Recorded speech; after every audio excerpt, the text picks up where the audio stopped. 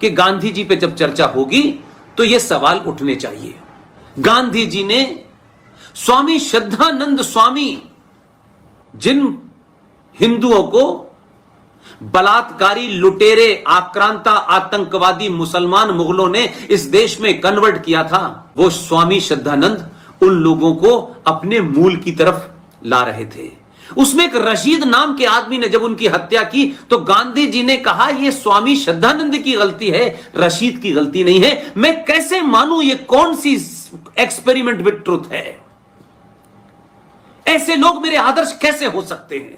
किताब है Muslim League attack on Sikhs and Hindu in the Punjab in 1947। लिखने वाले का नाम है सरदार गुरबचन सिंह तालिब। गली मोहल्ले का नाम है इसमें, वो लिख के गए 50,000 महिलाओं का रेप हुआ पंजाब में। इस विभाजन की सबसे बड़ी त्रासदी बंगाल और पंजाब ने भुगती। आप अगर एक अमरण अनशन कर देते तो यह देश नहीं बढ़ता, और अगर उसके बाद भी बढ़ जाता तो आज आपसे मैं सवाल नहीं पूछता या आज की जनरेशन सवाल नहीं पूछती। इतनी हत्याएं हुई, इतनी लाशें बची। क्या गांधी जी को इसका अंदाजा नहीं था? या ये अहिंसा का जो फलसफा था ये सिर्फ अंग्रेजी शासन के खिलाफ कोई हिंसात्मक आंदोलन न हो? लिहाजा मेरा सिर्फ इतना ही कहना है कि अगर गांधी जी ने सही समय पे सही बातें की होती तो आज जो भारत हमारे सामने है, आज भारत की पिछले 5-6 साल से जो सत्ता में लोग आए हैं वो लगातार इस देश में पिछले कई सौ सालों से जो कुकर्म हुए हैं उन्हें ठीक करने में लगे हैं। और एक ऐसी व्यवस्था उन्हें मिली है जिसमें 30-35 करोड़ लोग इस देश को दोबारा से तोड़ने के कगार पर हैं। इस देश की व्यवस्था के अंदर दीमक की तरह चिपक गए हैं। इसलिए वो कहते हैं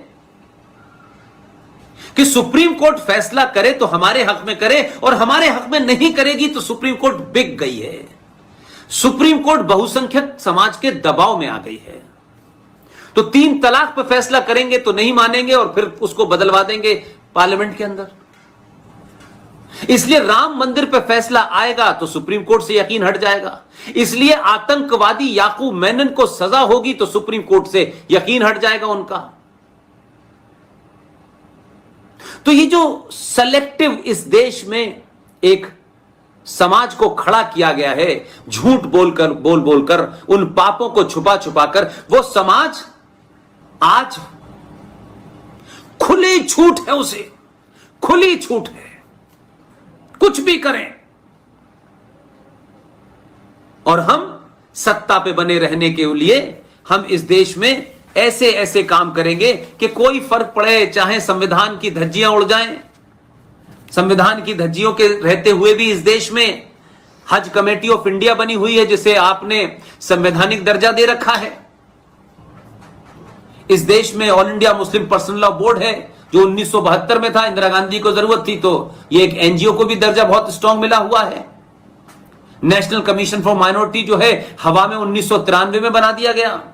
मुस्लिम एजुकेशन ट्रस्ट अलग से चल रहा है, दिल्ली का माइनॉरिटी कमीशन अलग से चल रहा है, हर राज्य में चल रहा है। तो हमने तो इतने गड्ढे खोद दिए हैं कि आप इस देश को बचाने, इस राष्ट्र की संस्कृति को बचाने वाली सरकारें भी अगर अगले 50 साल तक लगातार लाते रहें और समाज में चेतना जगाते रहें, तब जाकर के शुरू होगा कि अब भारत शुरू हुआ है। अभी तो भारत के जो कोण हो गए हैं, जो लकवाग्रस्त इस भारत को कर दिया गया है, उसको ठीक कर रहे हैं।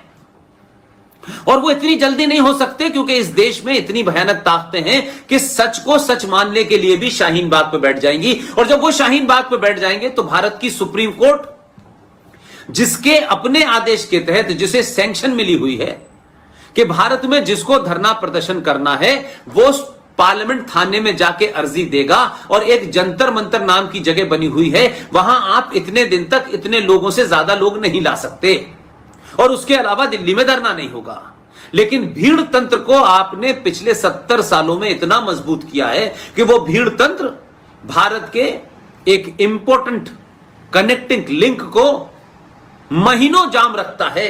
भारत सरकार उससे कुछ कह नहीं पाती क्योंकि सेकुलरिज्म खतरे में आ जाएगा। और सुप्रीम कोर्ट में महान जजेस कहते हैं कि हम कोई इंटरलुकर भेज रहे हैं, वो जाके हमारे नुमाइंदे की तौर पे बात करें। कभी सुना इससे पहले कि भारत की न्यायपालिका घुटनों के बल आ गई हो, बौनी हो गई हो? तो यहां तो वो ये कहते हैं कि भाई अपने नागरिक हैं, उन्हें कैसे ऐसा कर दें। तो ये नागरिक उन्हें शाहीन बाग पे नजर आते हैं और कश्मीर में पत्थर फेंकने वाले नजर आते हैं। इसी सुप्रीम कोर्ट को दिल्ली से लगी सीमा हरियाणा के अंदर एक आश्रम को खाली कराने गई जाने वाली पुलिस, उनको रोकने वाले आम नागरिक, न जब बंदूक थी, न पत्थर था, न डंडा था, वो उनको जाने पर रोक रहे थे। वो उनका अधिकार था, आप उन पर लाठी चला सकते थे, लेकिन लाठी नहीं चली। उन्होंने पॉइंट ब्लैंक गोली चलाई, 34 लोग गोली लगने से मार दिए गए। भारत की सुप्रीम कोर्ट ने नहीं पूछा कि यह मानव अधिकारों का हनन है, नहीं पूछा। लेकिन शाहीन बाग में कहते हैं कि कैसे ऐसे उनके ऊपर बल प्रयोग करके हटाया जा सकता है। तो इस देश में फिर यह छूट सबको दे देनी चाहिए ना। फिर भारत की पार्लियामेंट के सामने भी धरना लगेगा 20 दिन तक, कोई इधर से उधर नहीं जा सकता। और धरना की जायज मांग हो, नाजायज मांग हो, लेकिन यही होगा। लेकिन उस पर जब नियम बना तो आप भारत सरकार की बात छोड़िए, सुप्रीम कोर्ट ने आदेश दिया है कि धरना इस देश के नागरिकों का अधिकार है। अरे इस देश को तो धरने की इस परंपरा ने, इस संस्कृति ने दबाव में बर्बाद कर दिया। धरने ही और प्रदर्शन के लिए तो यह देश रह गया है। कोई बिल आया तो धरना प्रदर्शन, कोई कानून आया तो धरना प्रदर्शन, कोई फैसला आया तो धरना प्रदर्शन। और ताज्जुब की बात यह है कि आप देखिए कि खुल्लम खुल्ला है, कोई पूछना नहीं चाहता।